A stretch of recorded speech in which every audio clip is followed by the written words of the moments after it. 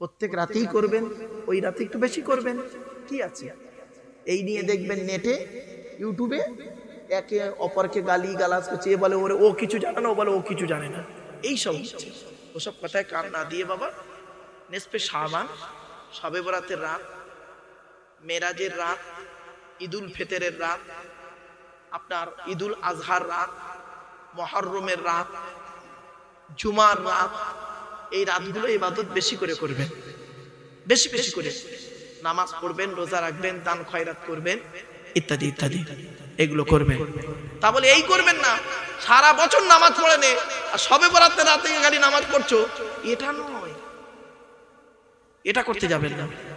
আল্লাহ নবী বলছেন আল্লাহর প্রিয় জিনিস দুটো, আল্লাহর নিকটবর্তী প্রিয় যে অত্যন্ত নিজস্ব পার্সোনাল জিনিস দুটো। কি কি? একটা হলো বড়ত্ব। কি বললো? কি বললো? বড়ত্ব। আমরা যে বলি না আমি ছাড়া কেউ কিছু জানে না, আমি সব থেকে জ্ঞানী, এই যে বড়ত্ব, এই বড়ত্বটা আল্লাহ বলছে ওটা আমার পার্সোনাল। তুই কি বড়ত্ব করবি রে? আমি হলাম আকবার। কাবিরুন মানে বড়, যার বড় আছে বা থাকবে, আর ওর থেকে বড় হলো আকবার, ইসমে তাফজিল, ওর বড় আর হয় না। এই জন্য আল্লাহু কাবিরুন বলে না, আল্লাহু কি বলে? কি বলে? বলে বলো আল্লাহু আকবার। আকবার মানে সব থেকে বড়। আল্লাহ বলছে আমি হলাম বড়ত্ব করবো, তুই কি বড়ত্ব করিস রে? সামান্য পানি দিয়ে তৈরি হয়েছিস, নাপাক পানি যেটা দেহ থেকে বেরোলে গা নাপাক হয়ে যায়, গোসল ফরজ হয়ে যায়, ঠিক না বেটি? তুই আবার অহংকার করিস। এক নাম্বার হলো বড়ত্ব, আর দুই নাম্বার হলো আমার অহংকার। অহংকার তো আমি করব, আল্লাহ বলছেন অহংকার তো আমি করব, তুই কি অহংকার করিস? টাকার অহংকার। কেন্দুয়ার মানুষেরা, এটা কেন্দুয়া ভাই, ঠিক আছে? আল্লাহ বলছে টাকার অহংকার করিস, ক টাকার মালিক তুই? তুই ক টাকার মালিক বল? কোরআনে আল্লাহ বলছেন আল্লাহুল গনিয়ু ওয়া আনতুমুল ফুকারা, আমি আল্লাহ হলাম ধনী, তোরা সব ফকিরের বাচ্চা। জোরে বলুন সুবহানাল্লাহ। ঠিক না বেটি? আল্লাহ বলছে কিসের অহংকার করিস? জ্ঞান। জ্ঞান কতটা জ্ঞান অর্জন করেছিস? কোরআনে আছে ওমা উতিতুম মিনাল ইলমি ইল্লা কলিলা, পারা নাম্বার 15 পৃষ্ঠা নাম্বার 9 লাইন নাম্বার 6 সূরা নাম সূরা বানী ইসরাঈল আল কোরআন। আল্লাহ বলছেন জ্ঞানের অহংকার করিস, কতটা জ্ঞান অর্জন করলি? আমি আল্লাহ তোকে সামান্য জ্ঞান দান করেছি, সামান্য জ্ঞান দান করেছি। ও বাংলায় এমএ পাস করেছিস, বাংলার জ্ঞান, অ থেকে চন্দ্রবিন্দু চাঁদ, অক্ষর কোটার ভিতরেই তোর জ্ঞান, ঠিক না বেটি? ইংরেজিতে এমএ পাস করেছিস, ইংরেজির জ্ঞান, এ থেকে জেড পর্যন্ত ওই অক্ষর কোটার ভিতরেই তোর জ্ঞান। আরবিতে মৌলানা মুফতি হয়েছিস, আলিফ থেকে ইয়া পর্যন্ত অক্ষর কোটার ভিতরেই তোর জ্ঞান। কয়েক কটা অক্ষরকে একত্রিত করে গোটা কত শব্দ তৈরি করলি, আর কয়েক কটা শব্দকে এক জায়গায় জড়ো করে একটা বাক্য তৈরি করে কি বললি? There is a no god, Allah নাই। আল্লাহ বলে তোর চোখ থেকে কয়েক হাজার কিলোমিটার দূরে চাঁদ, তাকে তুই দেখতে পাস, চোখের উপরেই কপাল, আয়নার সহযোগিতা ছাড়া দেখতে পাস না। কিছু বুঝতে পারছেন আমার ওয়াজ? আমার ওয়াজ বুঝতে গেলে একটু ব্রেন লাগবে বাবা। টান টন দিচ্ছে না বলে অসুবিধা হচ্ছে? হ্যাঁ, একটু মালটা গরম হয়ে যাক, টেনে টুনে ছেড়ে ছাড়ে দিচ্ছি বাবা। একটু দাঁড়াও বাবা, একটু মালটা গরম হোক, 2-5 মিনিট যাক। তারপরে আসলে কি জানে, টান না হলে মাইকওয়ালার খালি দোষ দেয়। মাইকটা খুব ভালো মাইক। আমার পূর্ববর্তী বক্তা শাহনওয়াজ ভাই খুব সুন্দর আলোচনা করছিলেন, গলার এলহানও আল্লাহ তার দিয়েছে ভালো, তো খুব সুন্দর আওয়াজ হচ্ছিল, আমি শুনছিলাম। তো টান টন দেবো বাপ, দাঁড়ান একটু মালটা গরম হোক, তারপর টেনে টেনে দিচ্ছে, চিন্তা নেই। গাছে ওঠার আগে কোনো দিন কাঁদির আশা করবেন না। নারকেল গাছে উঠে কাঁদির আশা করলে শুকনো মাল পড়বে, মাথায় লাগবে।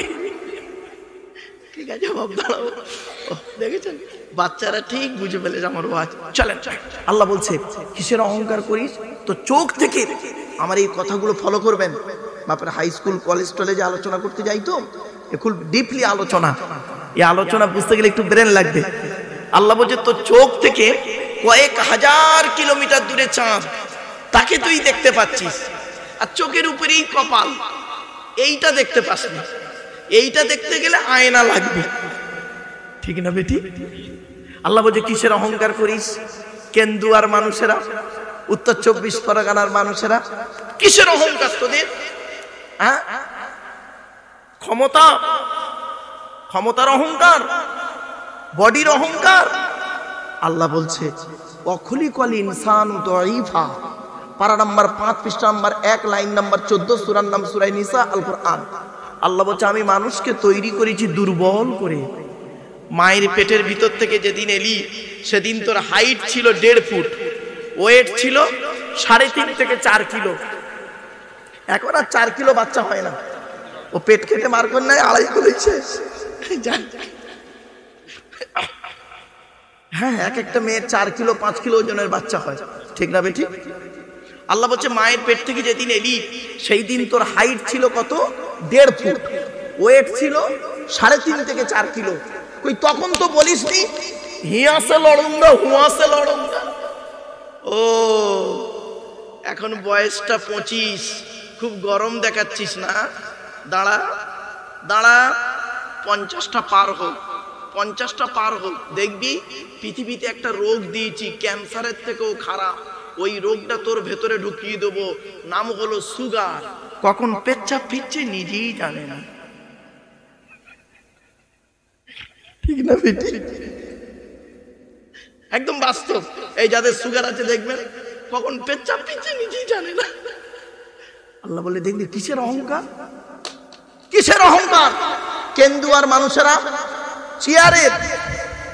চেয়ারের 5 বছরের জন্য ভোটে জিতিয়ে আমি আল্লাহ তোর একটা চেয়ার দান করব, ওই চেয়ারের মর্যাদা যদি রাখতে পেরেছিস তো ভালো, পরের ইলেকশনে এমন হারাবো তুই যা একটা টোটো লাও, ঠিক না বেটি? 30 বছর আগে একটা প্রধান ছিল, ধরুন একটা উদাহরণ দিচ্ছি বাবা, খারাপ ভাববেন না। 30 বছর আগে প্রধান ছিল, প্রচুর টাকার মালিক, মোটর সাইকেল ছাড়া বাজারে যেত না। এখন 30 বছর পরে বুড়ো হয়ে গেছে, ছেলেরা ভাত দেয় না, টোটো চালিয়ে খায়। তাহলে প্রধানের অবস্থা কি? টোটোওয়ালা। ভাবো আল্লাহ কি না করতে পারে। এরপরে আল্লাহ বলছে কিসের অহংকার দেখাস পৃথিবীতে? কিসের অহংকার? লাঠির বল, পাটির বল। ধরুন এটা কোন থানা ভাই? মাটিয়া।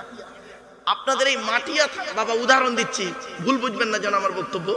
তবে শিক্ষিত লোকেরা আমার ভুল বোঝে না, একটু লেখাপড়া যাদের কম, হ্যাঁ, তারা একটু ভুল বুঝে বাজে কমেন্ট করে এবং উল্টো পাল্টা বকে।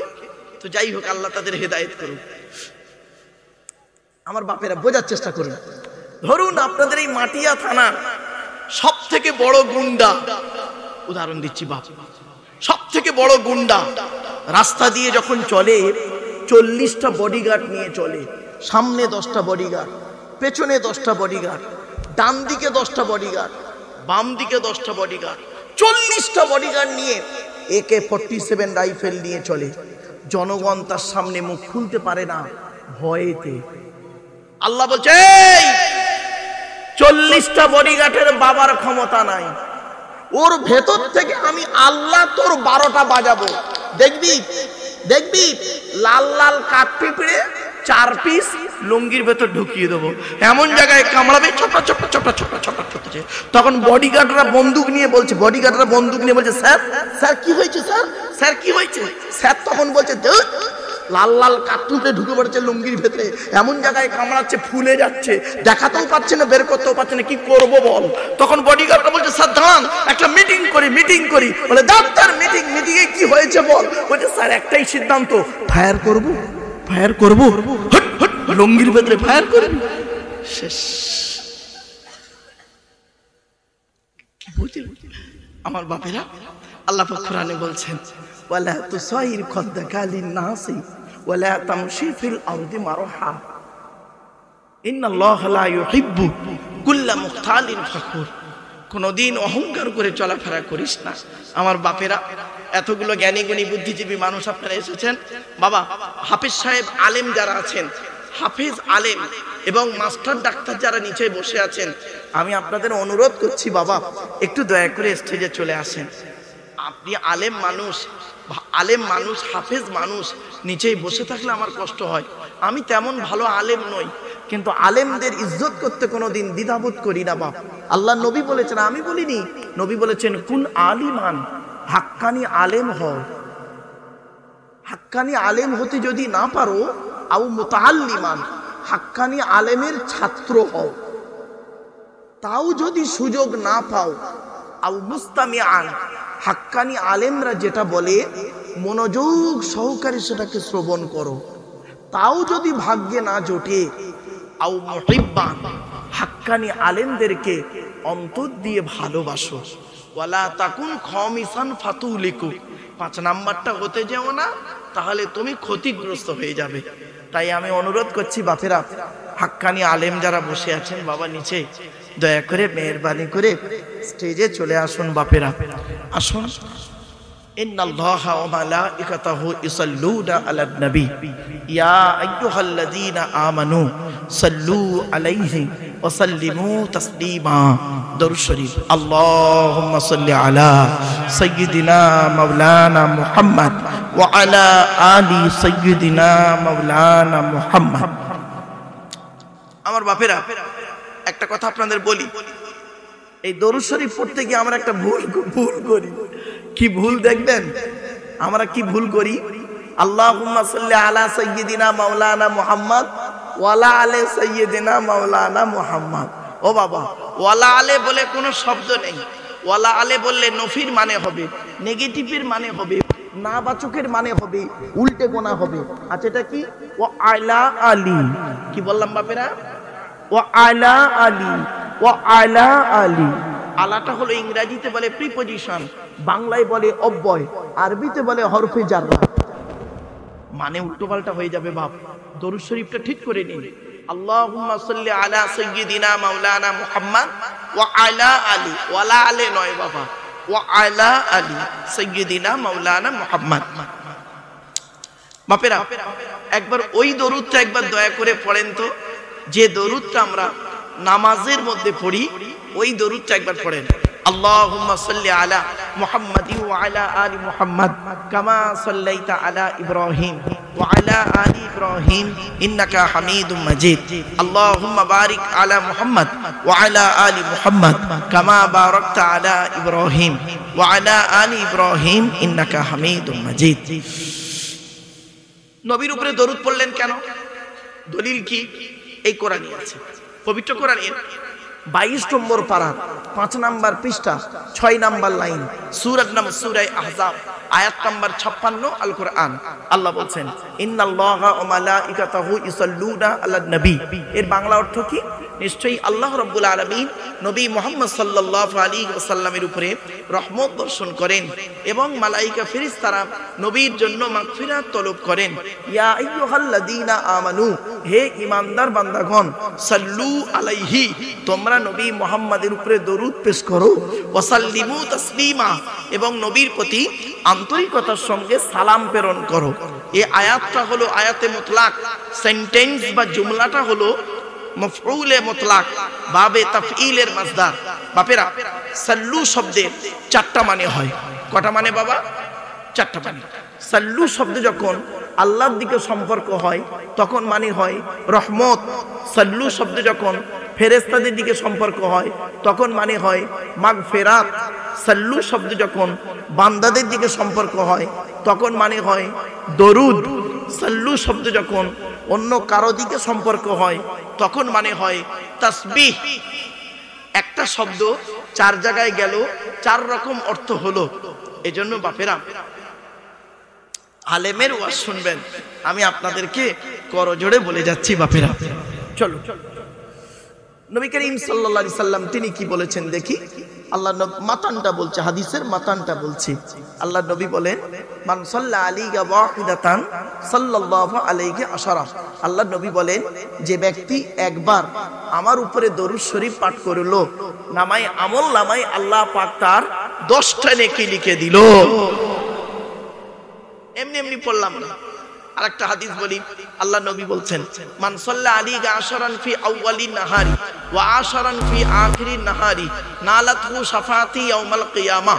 আল্লাহ নবী বলেন, যে ব্যক্তি দিনের শুরুতে আমার উপরে 10 বার দরুদ শরীফ পাঠ করলো, দিনের শেষে আমার উপরে 10 বার দরুদ শরীফ পাঠ করলো, ওই ব্যক্তির শাফাআত সুপারিশ আমি মুহাম্মদ সাল্লাল্লাহু আলাইহি ওয়াসাল্লাম কিয়ামতের মাঠে আল্লাহ খুবই নিকটবর্তী করে দেবে। জোরে বলুন।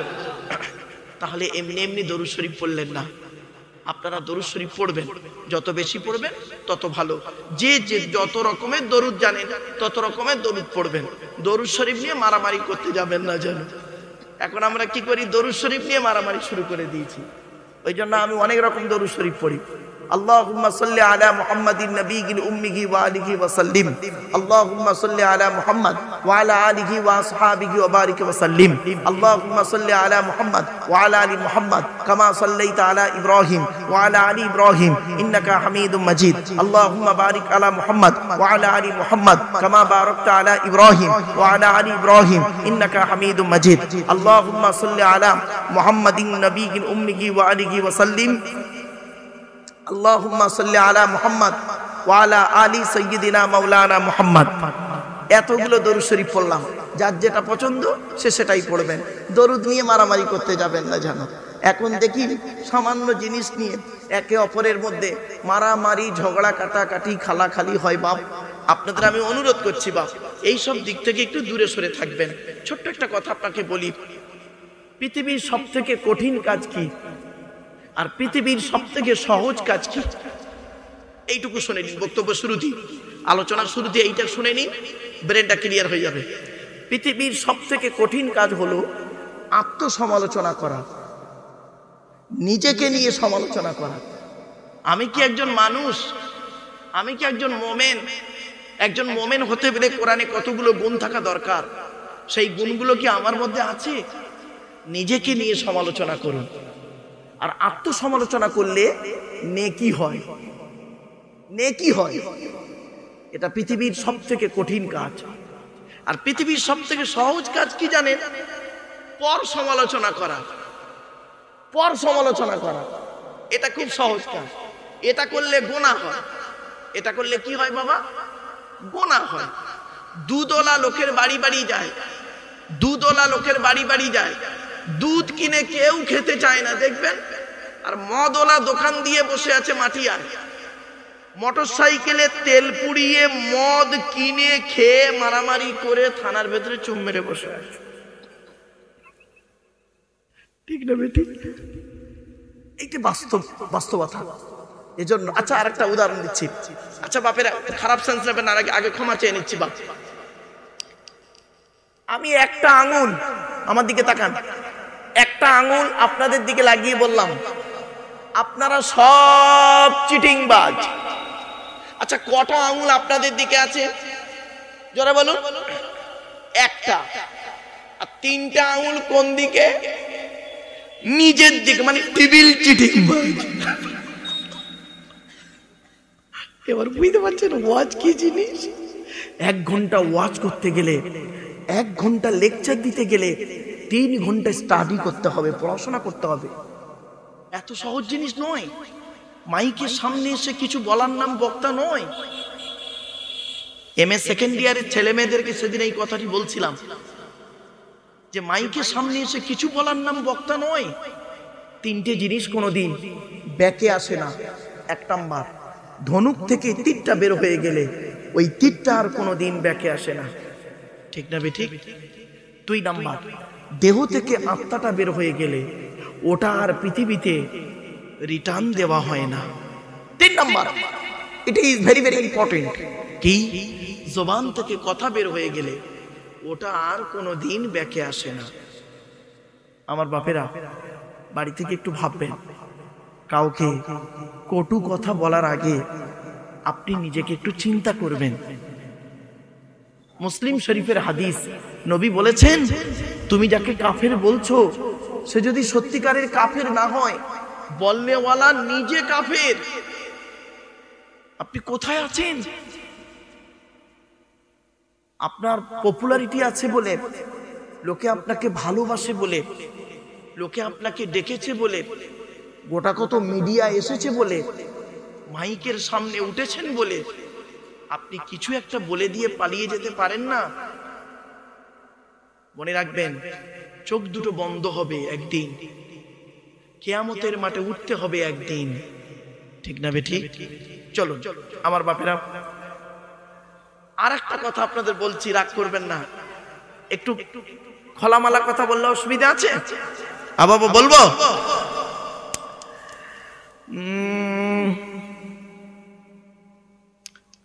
এখন সব থেকে দামি কোম্পানির কাপড়ের নাম কি? রেমন্ড। কি বললাম? বলুন না, রেমন্ডের কোম্পানির কাপড়ের দাম খুব বেশি। আচ্ছা, আপনাকে যদি রেমন্ডের কাপড়ের একটা কোট পরাবো আমি, কোট কোট কোট বোঝেন তো বাবা? বলেন না বাবা, একটু কথা বলেন না। রেমন্ডের কাপড়ের কোট পরাবো, চোস্তা পায়জামা পরতে দেবো, কি পরালাম? বলুন বলুন, কিসের কোট? রেমন্ডের দামি কাপড়ের কোট, পরনে নিচে কি দিয়েছি? চোস্তা পায়জামা। চোস্তা পায়জামা বোঝেন? এটা বোঝে তো, চোস্তা পায়জামা। আর পায়ে দেবো একটা ছেঁড়া হাওয়াই চপ্পল। লোকটা দেখতে কেমন লাগবে বলুন বলুন? আরে ভাই বলুন না,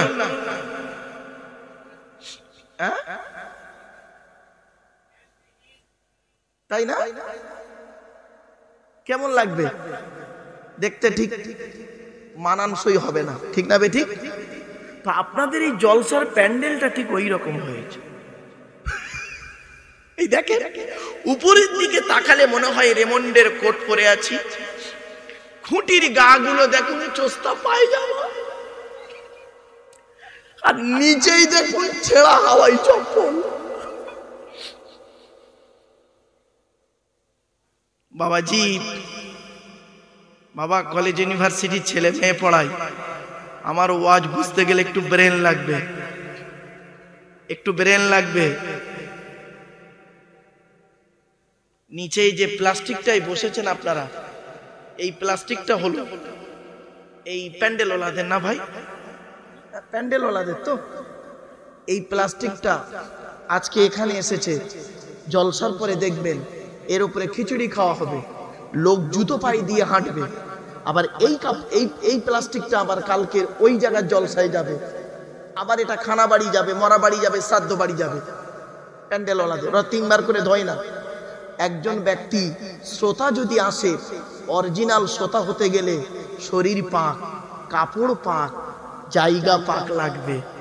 আপনাদের শরীরগুলো পাক আছে, এখন কাপড়গুলো প্রত্যেকের পাক আছে, বাট জায়গাটা কিন্তু পাক নেই।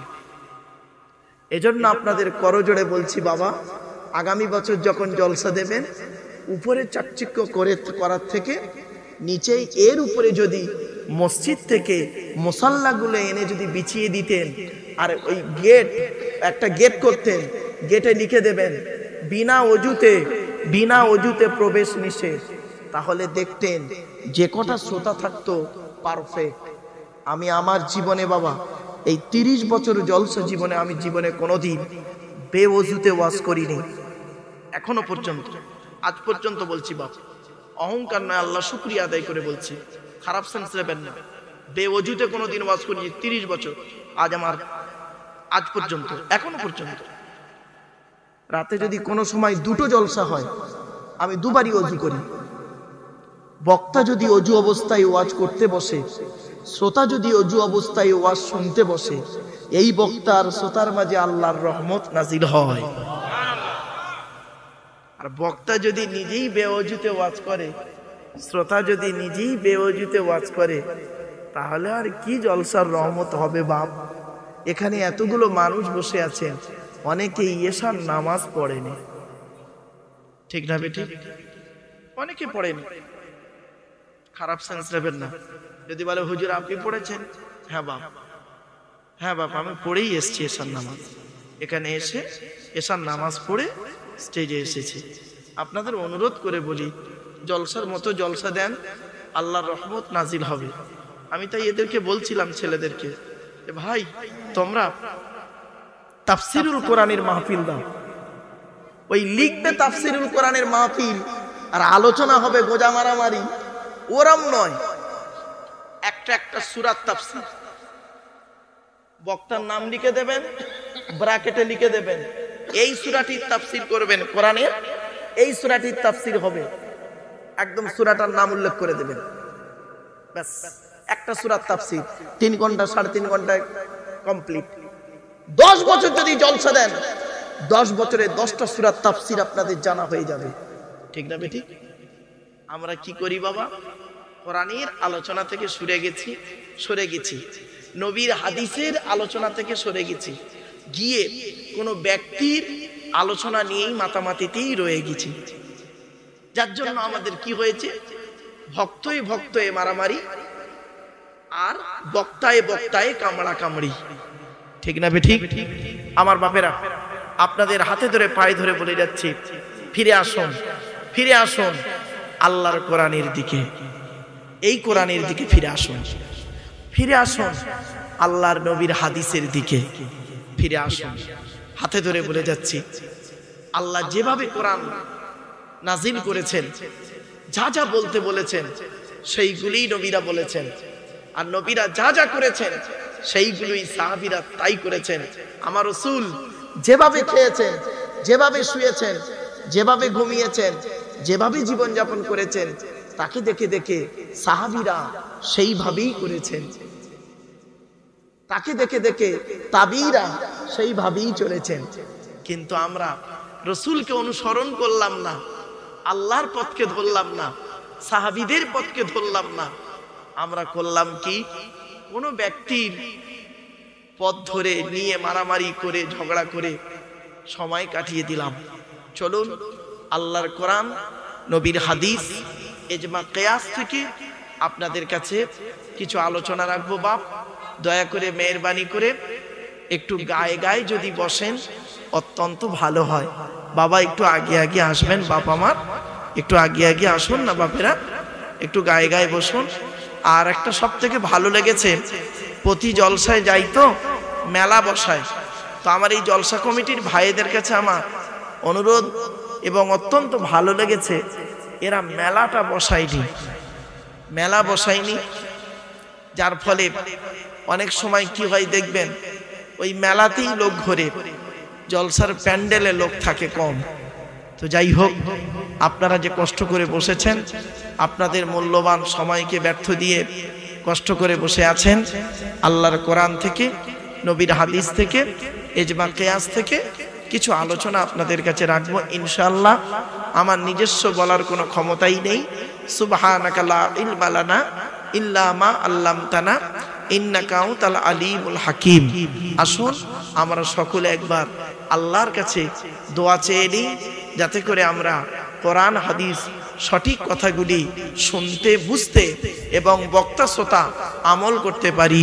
আল্লাহুম্মা আমিন। রব্বানা যালামনা আনফুসানা ওয়া ইল্লাম তাগফির লানা ওয়া তারহামনা লানাকুনান্না মিনাল খাসিরিন। রব্বি জিদনি ইলমা রব্বিরহামহুমা কামা রব্বায়ানি সগীরা। রব্বুল আলামিন, সন্ধ্যা থেকে নিয়ে এখন পর্যন্ত বহু জ্ঞানী গুণী বুদ্ধিজীবীরা বিভিন্ন দিক নিয়ে আলোচনা করেছেন। আমি অধম গুনাহগার, তেমন তো কিছুই জানি না, আমার নিজস্ব বলার কোনো ক্ষমতাই নেই। সুবহানাকা লা ইলমা লানা ইল্লা মা আল্লামতানা ইন্নাকা আনতাল আলিমুল হাকিম। রব্বুল আলামিন, যা কিছু বলাবেন, শোনাবেন, পড়াবেন, আল্লাহ আমাদের আমল করার তৌফিক দান করুন।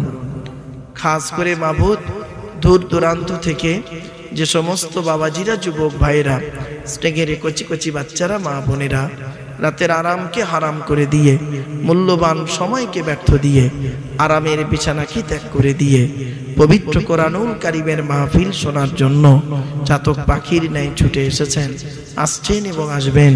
কিয়ামতের দিন, মুসিবতের সময় আরশের তলায় ছায়া দান করুন। আল্লাহ, এই জলসার সভাপতি, সেক্রেটারি, কেশিয়ার কমিটি, বক্তা শ্রোতা, মসজিদের ইমাম, মুয়াজ্জিন, মুক্তাদি, মুসল্লি, সভাপতি, সেক্রেটারি, ক্যাশিয়ার কমিটি সুসম্পর্ক বজায় রাখার তৌফিক দান করুন। আল্লাহ কোরআন হাদিস মোতাবেক আলোচনা করার তৌফিক দান করুন। বক্তা শ্রোতাকে আমল করার তৌফিক দান করুন। আল্লাহুম্মা ইন্না নাসআলুকা ইলমান নাফিয়া ওয়া আমালান মুতাকাব্বালা ওয়া রিজকান হাসানা ওয়া হালালান তাইয়্যিবা। সুবহানা রাব্বিকা রাব্বিল ইজ্জাতি আম্মা ইয়াসিফুন ওয়া সালামুন আলাল মুরসালিন ওয়ালহামদুলিল্লাহি রাব্বিল আলামিন। ওয়াজআল আখিরা কালামিনা ইনদাল মাউতি লা ইলাহা ইল্লাল্লাহু মুহাম্মাদুর রাসূলুল্লাহ সাল্লাল্লাহু আলাইহি ওয়াসাল্লাম। Sadr Jalsa. In the name of Allah, the most merciful, most beneficent, peace be to Allah, Lord of the world. সনাম ধন্য সুনির্বাচিত মহামান্য আজকের মাহফিলের সভাপতি সাহেব, আমন্ত্রিত উলামা হযরত, দিন দরদি, ইসলাম দরদি, মুমিন মুত্তাকি মুসলমান, সালেহ নেককার আল্লাহওয়ালা বাবাজিরা, আমার যুবক ভাইরা, স্নেহের কচি কচি বাচ্চারা, পর্দার অন্তরালে পর্দানসীনা ধার্মিকা, স্নেহময়ী মমতাময়ী আমার মা ও বোনেরা, তারও সাথে জানাই আমার আওয়াজ শ্রবণকারী মুসলিম ও মুসলিম সমস্ত জাতির মানুষেরা, মহান আল্লাহ পাকের দরবারে শুকরিয়া আদায় করি যে রব্বুল আলামিন আমাকে আপনাকে বসিয়েছেন সেই ইশার নামাজের পর থেকে নিয়ে কিছুক্ষণ কোরআন ও হাদিসের আলোচনা শোনার জন্য, এ শোনার এ বসার এ বলা তৌফিক এনায়েত করেছেন যে মহান আল্লাহ পাক। সেই পরওয়ারদিগার বেনিয়াজের দরবারে প্রাণ খুলে ভক্তি ভরে উচ্চ আওয়াজে একবার শুকরিয়া আদায় করি, বলুন আলহামদুলিল্লাহ। আমার বাপেরা একটু উচ্চ আওয়াজে বলুন তো আমার সাথে সাথে, সুবহানাল্লাহি ওয়া বিহামদিহি। জোরে বলুন, সুবহানাল্লাহি ওয়া বিহামদিহি, সুবহানাল্লাহিল আযীম। এটি হলো বুখারী শরীফের শেষ হাদিস। বুখারী শরীফ নাম শুনেছেন তো বাপেরা? হ্যাঁ, বুখারী শরীফের শেষ হাদিস হলো এইটা, সুবহানাল্লাহি ওয়া বিহামদিহি, সুবহানাল্লাহিল আযীম।